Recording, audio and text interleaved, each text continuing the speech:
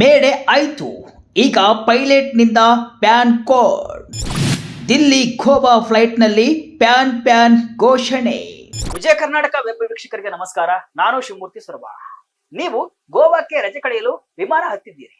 ಆಕಾಶದಲ್ಲಿ ಹಕ್ಕಿಯಂತೆ ಹಾರ್ತಾ ಇದ್ದಂತಹ ವಿಮಾನದಲ್ಲಿ ಇದ್ದಕ್ಕಿದ್ದಂತೆ ಪೈಲಟ್ನಿಂದ ಒಂದು ವಿಚಿತ್ರ ಸಂದೇಶ ಕೇಳಿ ಬರುತ್ತೆ. ಅದು ಪ್ಯಾನ್ ಅಂತ.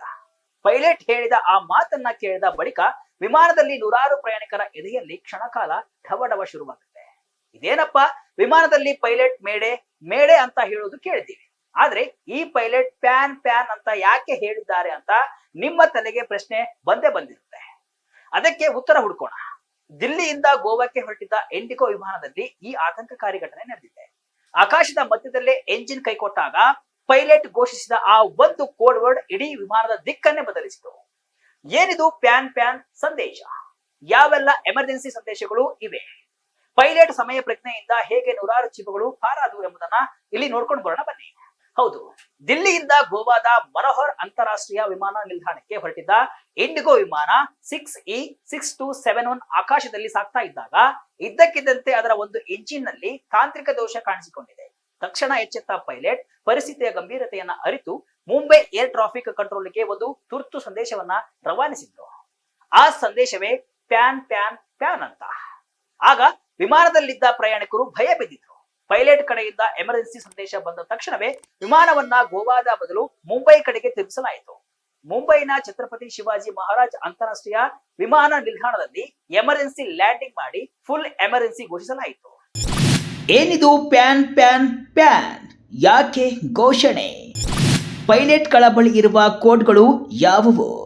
ನಮಗೆಲ್ಲ ವಿಮಾನದ ತುರ್ತು ಪರಿಸ್ಥಿತಿ ಅಂದ್ರೆ ಮೇಡೆ ಎಂಬ ಪದ ಮಾತ್ರ ಗೊತ್ತು. ಅಹಮದಾಬಾದ್ ವಿಮಾನ ಪತನ ಸಂದರ್ಭದಲ್ಲಿ ಪೈಲಟ್ ಕೊನೆ ಬಾರಿ ಹೇಳಿದ್ದು ಕೂಡ ಇದನ್ನೇ. ಆದ್ರೆ ಅದೆಷ್ಟೇ ಅಲ್ಲ, ಬೇರೆ ಎಚ್ಚರಿಕೆಗಳು ಕೂಡ ಇವೆ. ಅದರಲ್ಲಿ ಪ್ಯಾನ್ ಕೂಡ ಒಂದು. ಪ್ಯಾನ್ ಅಂದ್ರೆ ಅದೊಂದು ತುರ್ತು ಸಂದೇಶ, ಆದ್ರೆ ಜೀವ ಅಪಾಯದ ಸಂದೇಶವಲ್ಲ. ಅಂದ್ರೆ ವಿಮಾನದಲ್ಲಿ ಗಂಭೀರ ಸಮಸ್ಯೆ ಇದೆ, ತಕ್ಷಣ ಗಮನ ಹರಿಸಬೇಕು, ಆದ್ರೆ ತಕ್ಷಣವೇ ವಿಮಾನ ಪತನಗೊಳ್ಳುವ ಅಪಾಯದಲ್ಲಿಲ್ಲ. ಎಂಜಿನ್ ವೈಫಲ್ಯ, ಕ್ಯಾಬಿನ್ ಒತ್ತಡದಲ್ಲಿ ಸಣ್ಣ ಸಮಸ್ಯೆಗಳಿದ್ದಾಗ ಇದನ್ನ ಪೈಲಟ್ಗಳು ಬಳಸುತ್ತಾರೆ. ಅದಾದ ಬಳಿಕ ಬರೋದೆ ಮೇಡೆ. ಇದು ಅತ್ಯಂತ ಗಂಭೀರವಾದ ಪ್ರಾಣಾಪಾಯದ ಸ್ಥಿತಿಯನ್ನ ಸೂಚಿಸುತ್ತೆ.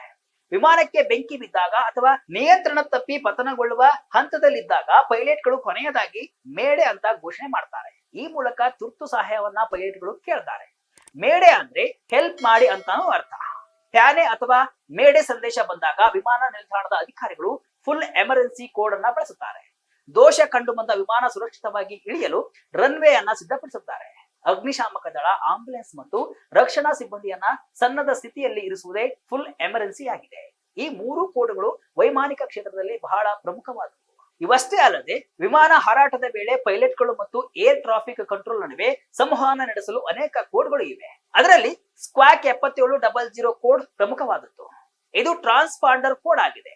ಇದನ್ನ ಪೈಲಟ್ ಘೋಷಿಸಲ್ಲ, ಬದಲಿಗೆ ಟ್ರಾನ್ಸ್ಪಾಂಡರ್ ನಲ್ಲಿ ಸೆಟ್ ಮಾಡ್ತಾರೆ. ವಿಮಾನದಲ್ಲಿ ಯಾವುದೇ ರೀತಿಯ ತುರ್ತು ಪರಿಸ್ಥಿತಿ ಇದ್ದಾಗ, ಅಂದ್ರೆ ಉದಾಹರಣೆಗೆ ಎಂಜಿನ್ ವೈಫಲ್ಯ, ತಾಂತ್ರಿಕ ದೋಷ ಉಂಟಾದಾಗ ಪೈಲಟ್ ಆ ಕೋಡ್ ಅನ್ನ ಸೆಟ್ ಮಾಡ್ತಾರೆ. ಇದು ಏರ್ ಟ್ರಾಫಿಕ್ ಕಂಟ್ರೋಲ್ಗೆ ತಕ್ಷಣ ಎಚ್ಚರಿಕೆ ನೀಡುತ್ತೆ ಮತ್ತು ಎಟಿಸಿ ವ್ಯವಸ್ಥೆಯಲ್ಲಿ ತುರ್ತು ನಿರ್ವಹಣಾ ಪ್ರಕ್ರಿಯೆಗಳು ಸ್ವಯಂ ಚಾಲಿತವಾಗಿ ಪ್ರಾರಂಭವಾಗುತ್ತೆ. ಇದರ ಜೊತೆ ವಿಮಾನ ಹೈಜಾಕ್ ಆದಾಗ ಸ್ಕ್ವಾಕ್ 7500 ಕೋಡ್ ಅನ್ನ ಪೈಲಟ್ ಟ್ರಾನ್ಸ್ಪಾಂಡರ್ ನಲ್ಲಿ ಸೆಟ್ ಮಾಡ್ತಾರೆ. ಇದು ಅತ್ಯಂತ ಗೌಪ್ಯ ಸಂಕೇತವಾಗಿದ್ದು ಪೈಲಟ್ ಮಾತನಾಡದೆಯೇ ಎಟಿಸಿಗೆ ವಿಮಾನ ಅಪಹರಣವಾಗಿದೆ ಎಂಬ ಮಾಹಿತಿಯನ್ನ ರವಾನಿಸುತ್ತೆ. ಇದಾದ ಬಳಿಕ ರೇಡಿಯೋ ಸಂವಹನ ವೈಫಲ್ಯ ಆದಾಗ ಸ್ಕ್ವಾಕ್ 7600 ಅನ್ನ ಪೈಲಟ್ಗಳು ಸೆಟ್ ಮಾಡ್ತಾರೆ. ಈ ಕೋಡ್ ವಿಮಾನವು ಎಟಿಸಿಯೊಂದಿಗೆ ಮಾತನಾಡಲು ಅಥವಾ ಸಂದೇಶ ಸ್ವೀಕರಿಸಲು ಸಾಧ್ಯವಾಗ್ತಿಲ್ಲ ಅಂತ ತಿಳಿಸುತ್ತೆ. ಆಗ ಎಟಿಸಿ ಸಿಬ್ಬಂದಿ ಬೆಳಕಿನ ಸಂಕೇತಗಳ ಮೂಲಕ ಅಥವಾ ಇತರ ವಿಮಾನಗಳ ಸಹಾಯದಿಂದ ಪೈಲಟ್ಗೆ ಸೂಚನೆಗಳನ್ನ ನೀಡಲು ಪ್ರಯತ್ನವನ್ನ ಪಡ್ತಾರೆ. ಇದರ ಜೊತೆ ವಿಲ್ಕೋ ಮತ್ತು ನೆಗೆಟಿವ್ ಎಂಬ ಕೋಡ್ಗಳನ್ನು ಕೂಡ ಪೈಲಟ್ಗಳು ಸಾಮಾನ್ಯವಾಗಿ ಬಳಸ್ತಾರೆ. ಬುಧವಾರ ರಾತ್ರಿ ಇಂಡಿಗೋ ವಿಮಾನದಲ್ಲಿ ಏನಾಗಿತ್ತು? ಪಾಟ್ನಾದಲ್ಲೂ ಕೂದಲೆಳೆ ಅಂತರದಲ್ಲಿ ತಪ್ಪಿದ ಅನಾಹುತ. ಈಗ ಮತ್ತೆ ಈ ಪ್ರಕರಣದ ಕಡೆ ಬರೋಣ. ಜುಲೈ 16ರ ರಾತ್ರಿ ಪೈಲಟ್ ಪ್ಯಾನ್ ಅಂತ ಘೋಷಿಸಿದ ಬೆನ್ನಲ್ಲೇ ಮುಂಬೈ ಎಟಿಸಿಗೆ ಸಂದೇಶ ಹೋಗಿದೆ. ಮಧ್ಯಪ್ರದೇಶದ ಭುವನೇಶ್ವರದಿಂದ 100 ನಾಟಿಕಲ್ ಮೈಲಿ ದೂರದಲ್ಲಿರುವ ಪ್ರದೇಶದಿಂದ ಪೈಲಟ್ ಈ ಸಂದೇಶವನ್ನ ನೀಡಿದ್ದಾರೆ. ಇದರ ಬೆನ್ನಲ್ಲೇ ಮುಂಬೈ ವಿಮಾನ ನಿಲ್ದಾಣದಲ್ಲಿ ರಾತ್ರಿ 9:35ಕ್ಕೆ ಫುಲ್ ಎಮರ್ಜೆನ್ಸಿ ಘೋಷಿಸಲಾಯಿತು. ಇಂಡಿಗೋ ವಿಮಾನವು ರಾತ್ರಿ 9:52ಕ್ಕೆ ಅತ್ಯಂತ ಸುರಕ್ಷಿತವಾಗಿ ಲ್ಯಾಂಡ್ ಆಯಿತು. ತಕ್ಷಣವೇ ಪ್ರಯಾಣಿಕರನ್ನ ಕೆಳಗಿಳಿಸಿ ಅವರಿಗೆ ಪರ್ಯಾಯ ವಿಮಾನದ ವ್ಯವಸ್ಥೆಯನ್ನ ಮಾಡಲಾಯಿತು. ಈ ಘಟನೆಯಿಂದ ವಿಮಾನ ನಿಲ್ದಾಣದ ಬೇರೆ ಕಾರ್ಯಾಚರಣೆಗಳಿಗೆ ಯಾವುದೇ ತೊಂದರೆ ಆಗಿಲ್ಲ ಅಂತ ಮುಂಬೈ ವಿಮಾನ ನಿಲ್ದಾಣದ ವಕ್ತಾರರು ತಿಳಿಸಿದ್ದಾರೆ. ತಾಂತ್ರಿಕ ದೋಷವಷ್ಟೇ ಮತ್ತೇನು ಅಲ್ಲ, ವಿಮಾನವನ್ನ ಎಲ್ಲಾ ರೀತಿಯಲ್ಲೂ ಚೆಕ್ ಮಾಡಿ ಸಮಸ್ಯೆಯನ್ನ ಫಿಕ್ಸ್ ಮಾಡಲಾಗಿದೆ ಅಂತ ಅವರು ಹೇಳಿದ್ದಾರೆ.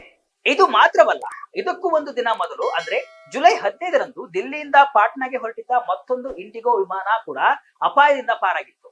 ಪಾಟ್ನಾದ ಜಯಪ್ರಕಾಶ್ ನಾರಾಯಣ ಅಂತಾರಾಷ್ಟ್ರೀಯ ವಿಮಾನ ನಿಲ್ದಾಣದಲ್ಲಿ ಲ್ಯಾಂಡ್ ಆದ ತಕ್ಷಣ ರನ್ ವೇ ಸಾಕಾಗುವುದಿಲ್ಲ ಅಂತ ಅರಿತ ಪೈಲಟ್ ವಿಮಾನವನ್ನ ಮತ್ತೆ ಟೇಕ್ ಆಫ್ ಮಾಡಿ ಸ್ವಲ್ಪ ಹೊತ್ತು ಆಕಾಶದಲ್ಲಿ ಗಿರಿಕಿ ಹೊಡೆದು ನಂತರ ಸುರಕ್ಷಿತವಾಗಿ ವಿಮಾನವನ್ನ ಲ್ಯಾಂಡ್ ಮಾಡಿದ್ರು. ಈ ವಿಮಾನದಲ್ಲಿ 173 ಪ್ರಯಾಣಿಕರು ಇದ್ರು. ರಾತ್ರಿ 9 ಗಂಟೆಗೆ ಈ ಘಟನೆ ನಡೆದಿದ್ದು ಇದು ಭಾರಿ ಆತಂಕಕ್ಕೆ ಕಾರಣವಾಗಿತ್ತು. ಒಟ್ಟಿನಲ್ಲಿ ಅಹಮದಾಬಾದ್ ವಿಮಾನ ದುರಂತದ ಬಳಿಕ ಭಾರತದ ಆಗಸದಲ್ಲಿ ಭಾರಿ ಎಡವಟ್ಟುಗಳು ವರದಿಯಾಗ್ತಿವೆ.